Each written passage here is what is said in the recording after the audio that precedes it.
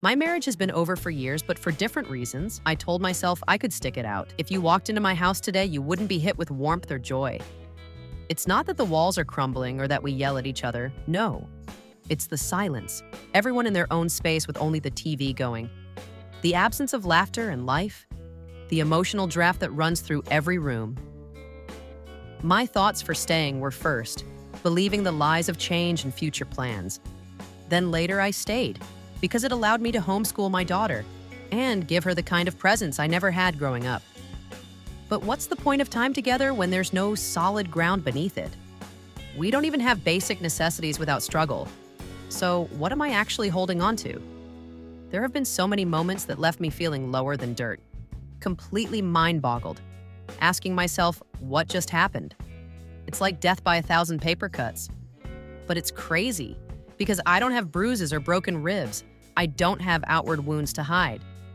He doesn't scream or throw things. Overall, he really is Mr. Nice Guy. From the outside looking in, everybody at his job thinks he's pretty awesome. Most people I know, friends and family, until recently, thought he was a decent guy. But what's come to light over the last 10 years is that he's only nice in ways that don't count. The surface stuff. He misses the mark in everything that truly matters. One situation sums it up. I took on a furniture flip project for a family member. In my mind, it would take a week. Of course, it ended up lasting 2 months. During that time, Mr. Nice Guy would sometimes be helpful, and other times he was just plain cruel. I've only recently been able to articulate it. There's a cycle. He'll be nice for a while, then switch to berating me. I can now see that this pattern runs through our entire relationship. If I were a weaker person, I'd probably be in an even worse place. Sometimes he'd come to the garage and say, "This is going well," or "I like this," or offer help. Then other times he'd come in and critique every single thing. How it looked, how I was doing it, how it wouldn't last. He'd ask when I was going to be done because he was tired of my project taking up the whole garage. We won't talk about the state of the garage due to his never-finished workshop, or how the car hasn't been parked there in a year. Back to the furniture flip.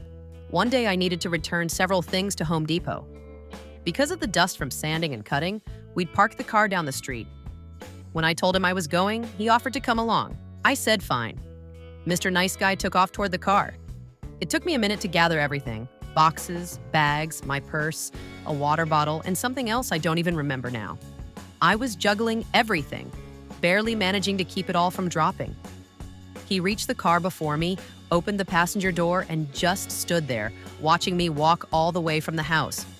Watching, no movement, no effort to help. I was sweating, arms burning from the awkward weight of everything. My purse kept slipping. And as I shuffled my way down the sidewalk, I caught his eyes watching me, expressionless. My chest tightened, not from the weight in my hands, but from the realization. This was my marriage. Me carrying everything while he stood there holding nothing but space. I get to the car, go to the back of the SUV, and struggle to open it. Still, he's standing by the door. Then he calls out, "Are you coming?" After I finished putting everything down and getting what I needed, I said, "In case you didn't notice, I was struggling with a bunch of things. Thanks for helping. And by the way, I don't need you to stand there holding the passenger door. I can close it myself." Of course, he's always the victim. He snapped back, "I didn't know you needed help. You should have asked. I was standing right here." You should have asked. Those 4 words sum up our entire marriage. As if being an adult means waiting to be told what's obvious. As if love means ignoring the struggle unless there's a formal request. This realization hit hard. He really thinks he's helping, that he's killing it as Mr. Nice Guy. Meanwhile, I'm juggling the weight of life, barely holding it together. And if something falls, it's my fault for not asking. We're living in 2 different universes. In his, he's husband of the year.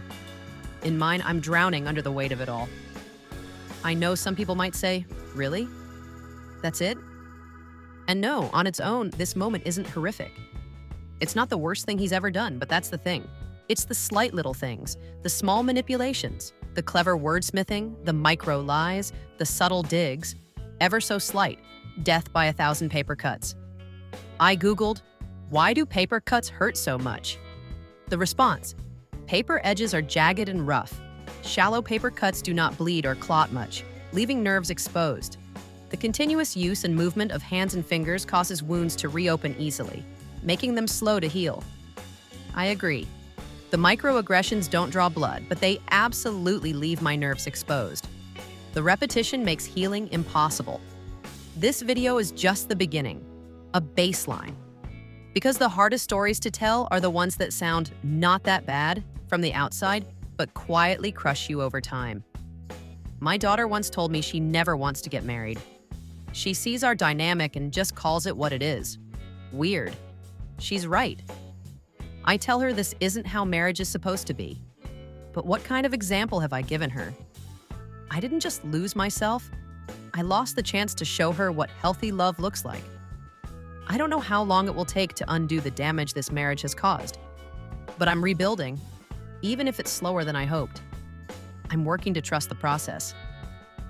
Mr. Nice Guy was a terrible stepfather. I'll share those stories too, because I know I'm not the only one. Every part of my life has been affected, especially our finances. Our priorities couldn't be more different. I'm still annoyed with myself for missing the red flags, for being duped into this dynamic. But this isn't just about him. It's about how so many of us stay, suffer, smile through it, and wake up wondering how we became strangers to ourselves. This series isn't a rant. It's an unboxing of the life I lived and the lies I believed. In upcoming videos, I'll talk about how Mr. Nice Guy handled money, parenting, birthdays, holidays, and why I had to start over while he kept playing the hero. I've started moving my body again. Small, simple steps, but it feels like reclaiming space inside of me that's been locked up for too long. I'm not fully healed, but I've woken up. And every step I take, every story I tell, is me reclaiming the pieces of myself that got buried under all that niceness.